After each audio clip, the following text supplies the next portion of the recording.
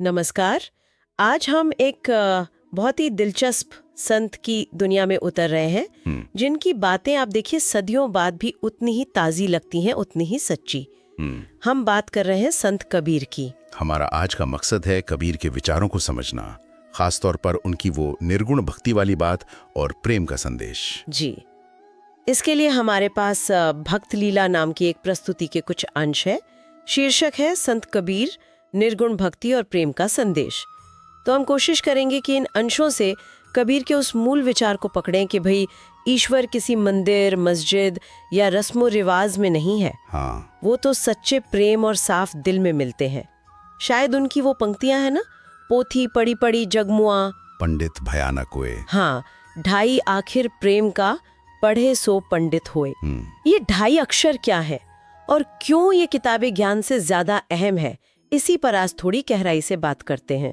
और ये समझना देखिए वाकई जरूरी है कि कबीर का ये नजरिया उस दौर के लिए कितना कितना अलग था, क्रांतिकारी कह सकते हैं। हाँ बिल्कुल। जब धर्म ज्यादातर बाहरी चीजों से जुड़ा था, कर्मकांड, पूजा पाठ के तरीके, तीर्थ यात्राएं, कबीर ने इन सबको जैसे एक तरफ रख दिया और कहा कि असली चीज तो भीतर है, आपके मन में, आपकी नीयत में, आपके प्रेम में। भक्त लीला का जो स्रोत है वो इस बात पर जोर देता है कि कबीर का ये सीधा हमला सिर्फ धार्मिक पाखंड पर नहीं था, अच्छा, बल्कि उस पूरी सोच पर था जो ईश्वर को बड़ा मुश्किल बना देती थी कि बस कुछ खास लोग ही पहुंच सकते हैं। उन्होंने तो जैसे आध्यात्मिकता को सबके लिए खोल दिया, हर आम इंसान की पहुंच में ला दिया। चलिए इसी आम इंसान की बात से शुरू करते हैं।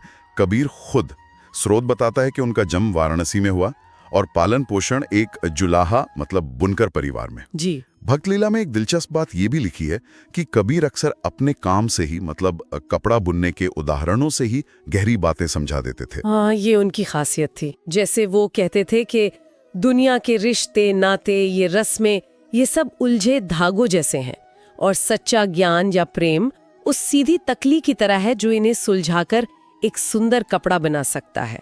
तो उनका जीवन सिर्फ धागे बुनना नहीं था, वो तो समाज के ताने बाने को भक्ति और सच्चाई से मजबूत कर रहे थे। बिल्कुल।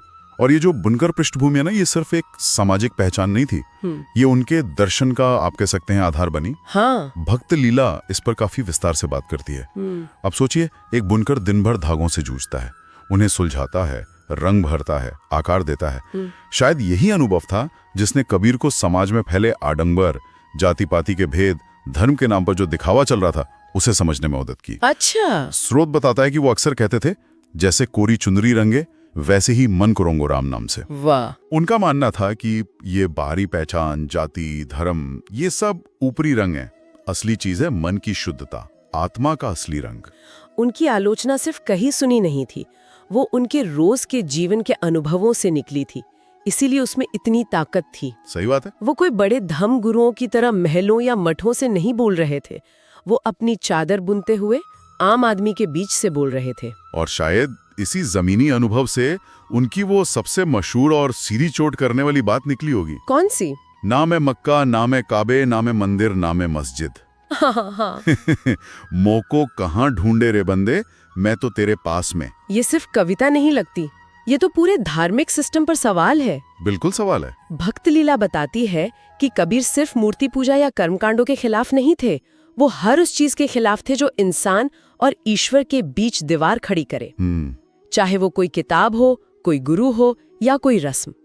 उनका संदेश एकदम साफ था, ईश्वर कहीं बाहर नहीं है, उसे खोजने कहीं जाना नहीं है। सही। वो तुम्हारे भीतर है, तुम्हारी सांसों में है, तुम्हारे दिल की धड़कन में, बस जरूरत है उसे महसूस करने वाले दिल की। बिल्कुल। और यहीं पर निर्गुण भक्ति का असली मतलब समझ में आता है। निर्गुण मतलब जिसका कोई गुण या रूप ना हो। हाँ। कबीर कह रहे थे कि ईश्वर को किसी मूर्ति, किसी तस्वीर, किसी आकार में बांधना, ये तो उसकी सच्चाई को छोटा करना है। वो तो असीम है, निराकार है, हर जगह मौजूद है। भक्त लीला में इस बात को और खोला गया है। वहां लिखा है कि कबीर के लिए निर्गुण का मतलब सिर्फ बिना रूप का नहीं था। अच्छा, और क्या था? बल्कि बिना किसी भेदभाव का भी था। सोचिए, एक मूर्ति या मंदिर किसी खास धर्म या समुदाय का हो सकता है, वहां जाने के नियम हो सकते हैं, लेकिन निराकार ईश्वर वो तो सबके लिए है। हिंदू, मुसलमान, ऊंच नीच, अमीर गरीब, सबके भीतर एक समान। ये तो उस समय के समाज के लिए बहुत बड़ी बात रही होगी। जाहिर है बहुत बड़ा धक्का था। जहां जाति और धर्म के नाम पर इतनी गहरी दीवारें थीं, कबीर उन दीवारों को गिरा रहे थे। वो कह रहे थे कि ईश्वर तक पहुंचने का रास्ता सबके लिए खुला है, और वो रास्ता बाहर से नहीं, अंदर से जाता है, आंतरिक शुद्धि से। तो फिर सवाल उठता है कि ये आंतरिक शुद्धि हो कैसे? अगर मंदिर मस्जिद नहीं जाना, पोथियां नहीं पढ़नी, कर्मकांड नहीं करने, तो फिर करना क्या है? यहीं कबीर अपने दर्शन का सबसे खूबसूरत पहलू सामने लाते हैं, प्रेम। उनका वो दोहा जो हमने शुरू में सुना था, पोथी पढ़े पढ़ी जग मुआ, वो सिर्फ किताबी ज्ञान की आलोचना नहीं है, वो तो प्रेम की ताकत का ऐलान है। बिल्कुल। भक्त लीला में इस दोहे की एक बड़ी प्यारी व्याख्या दी है। वहाँ कहा गया है कि कबीर ये नहीं कह रहे कि पढ़ना लिखना बेकार है, नहीं, बल्कि वो ये कह रहे हैं कि सिर्फ पढ़ने से अगर दिल में प्रेम न जागे, करुणा न पैदा हो, तो वो पढ़ाई अधूरी है। सही बात। सच्चा पंडित या ज्ञानी वो नहीं जिसने बहुत सारी किताबें रट लीं, बल्कि वो है जिसने प्रेम के 2.5 अक्षर मतलब प्यार, मोहब्बत, इश्क, इसका असली मतलब समझ लिया और उसे अपने जीवन में उतार लिया। हाँ, और कबीर के यहाँ प्रेम कोई आप कह लें रोमानी ख्याल भर नहीं है। ये ईश्वर तक पहुंचने का, उस निराकार को महसूस करने का एकमात्र जरिया है, साधन है। भक्त लीला बताती है कि कबीर प्रेम को भक्ति की कसौटी मानते थे। कसौटी कैसे? उनका एक और मशहूर दोहा है, प्रेम न बारी उपजे, प्रेम न हाट बिकाए। हाँ, सुना है। राजा प्रजा जहीं रुचे, सीस देई ले जाए। इसका मतलब प्रेम न तो खेतों में उगता है, न बाजार में बिकता है। जिसे भी ये चाहिए, चाहे वो राजा हो या प्रजा, उसे अपना सिर देना होगा, मतलब अपना अहंकार छोड़ना होगा। अच्छा, अहंकार छोड़ना होगा। कि कबीर का प्रेम सिर्फ ईश्वर के प्रति नहीं था, वो सृष्टि के कण कण से प्रेम था, सबसे। इंसान, जानवर, पेड़ पौधे, सबसे। जब दिल में सबके लिए करुणा और प्रेम होता है, तो वही दिल इतना निर्मल, इतना साफ हो जाता है कि उसमें ईश्वर खुद ब खुद प्रकट हो जाते हैं। बिना प्रेम के सारे ज्ञान, सारे कर्मकांड, सारे जप तप, वो सब सूखे और बेजान हैं। तो ये जो निर्गुण भक्ति है, ये असल में प्रेम पर आधारित भक्ति है। हाँ, कह सकते हैं।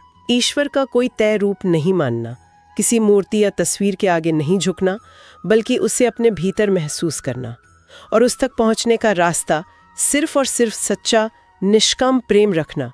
क्या मैं सही समझ रही हूँ? बिल्कुल सही समझ रही हैं आप। भक्त लीला में निर्गुण और सगुण भक्ति की तुलना कैसे की गई है? क्या वो सगुण भक्ति को पूरी तरह नकारते हैं? ये बहुत अच्छा सवाल है, और भक्त लीला इस पर एक बड़ा संतुलित नजरिया पेश करती है।